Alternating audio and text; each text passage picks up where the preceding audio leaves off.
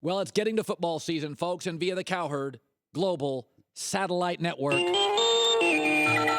Peter King, great site, MondayMorningQuarterback.com, and Peter is wearing a Stanford shirt, one of my favorite coaches in the world, David Shaw, who you recently interviewed. A lot of people think Shaw should enter the league you cover. Why doesn't he, Peter?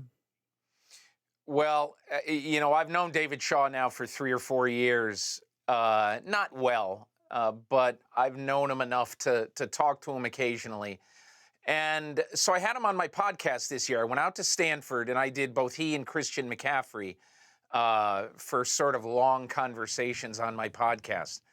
And David Shaw has told me in the past, look, I have friends on all 32 NFL teams or in their front office or scouting staff.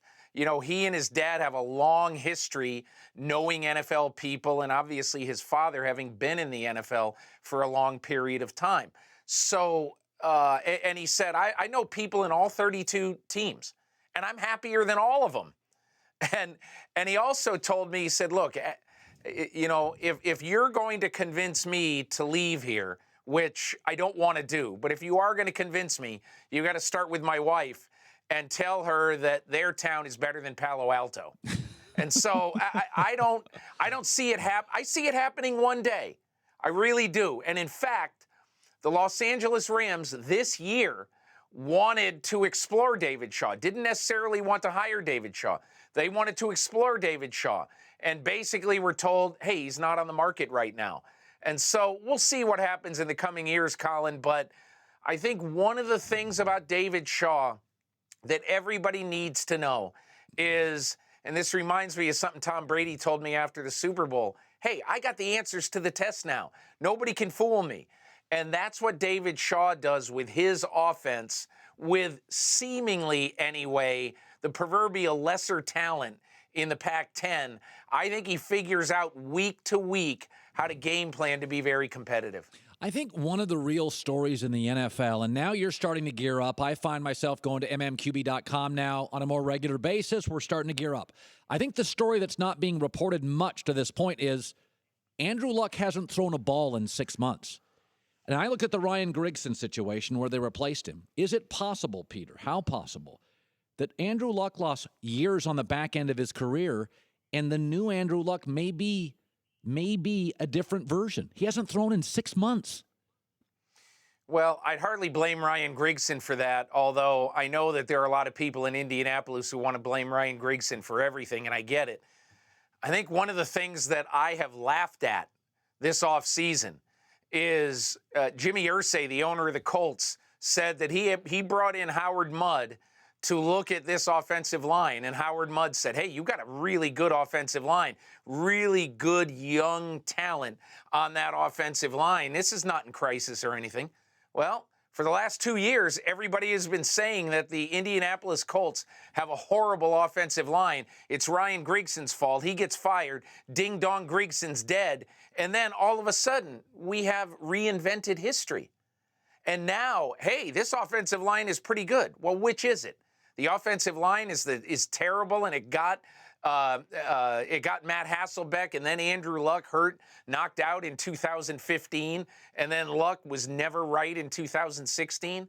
I mean, that's why, to me, I just, as I get older, Colin, some of the things I hear and some of the things that people try to convince us are true.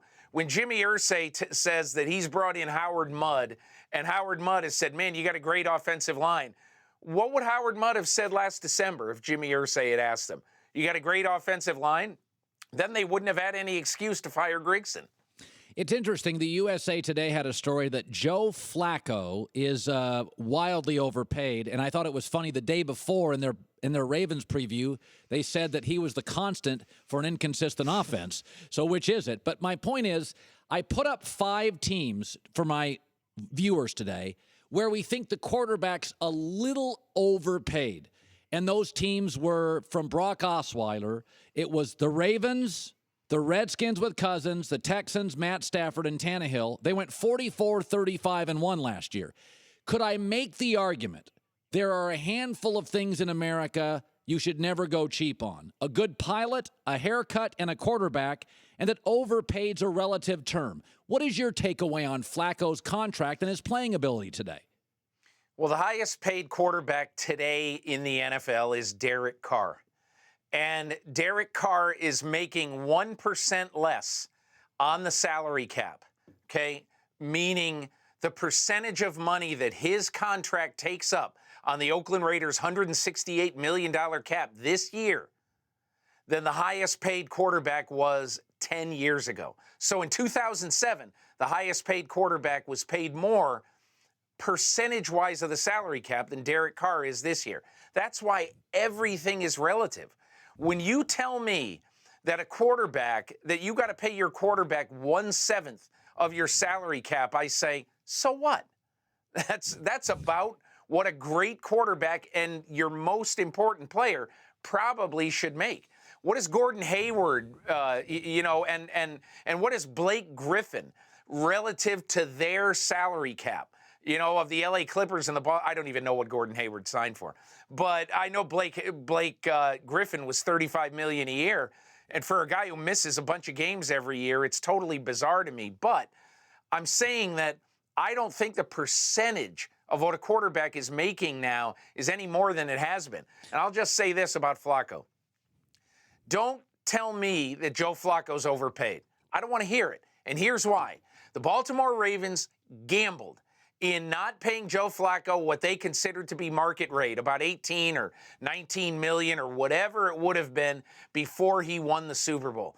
Then he went out and he won the Super Bowl, and he needed to be paid. He needed a new contract. So what's he going to take? Is he going to be the 7th highest paid quarterback? No. He's going to leapfrog everybody and be number 1 in the standings. That didn't even last for a year, but it is all a game of leapfrog at the quarterback salary, on the quarterback salary scale.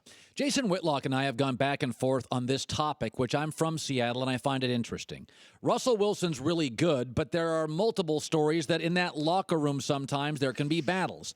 When Pete Carroll won a Super Bowl a couple years ago, I was talking to a couple of guys in the league who I really respected, mature players, and they're like, Pete's quirky.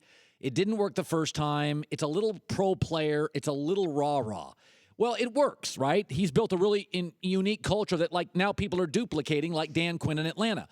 But when you read these stories about Russell Wilson and some infighting on the team, could I make the argument that even at USC, Pete tends to be almost to a fault pro player? The problem being is then all of a sudden when your defensive stars take over a locker room, the history of the NFL is loud locker rooms don't win. They don't historically. Do you feel like Seattle has ever gotten a little out of control or is veering toward that with their outspoken nature of stars? I think they got out of control when Richard Sherman went after the play calling on the sidelines of a game. What is that? You can't have that. I mean, as smart a guy, and look, Richard Sherman wrote a column at the MMQB for 2 years. I love the guy. But the fact is, I have a real problem with somebody who goes after an assistant coach on the sidelines and tell him, don't make that call. What are you talking about? So Pete is this egalitarian guy who runs a very democratic locker room. Yep. He looked the other way for the last year or so of Marshawn Lynch acting very petulantly, even when he wasn't delivering, because he understood that Marshawn Lynch was beloved in that locker room. So basically, he allowed this thing to just have a, sort of creeping out of controlness. Yeah. Okay. And that's the way Pete is going to coach. And look, who can knock it? He won a Super Bowl. They're in contention every year. The only time you're going to be able to knock it is when they go 8-8 and there's infighting in the locker room. It hasn't happened yet. The defense is getting aged. All their big stars now are 28, 29, 30, whatever. And so, with the exception, I think, of Bobby Wagner, who's 27. And so, look, this is a vital year. And it's a vital year for another reason, Colin. Okay? The Seattle Seahawks should be the best team in that division. Yes. And, the 49ers are not going to stay dormant for long, in my opinion, with Kyle Shanahan as coach. They'll have a quarterback opening day 2018 who will be the quarterback of the long-term future.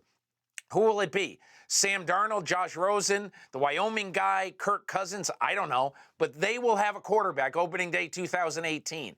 So I believe that right now, and with Jared Goff working now with Sean McVay, when a decent defense, obviously with the Rams, it's a very interesting division. But right now, today, the Seattle Seahawks have to be 2 games better than any team in this division, or else I'm going to look at that locker room and I'm going to say maybe the locker room is affecting how they're playing on the field.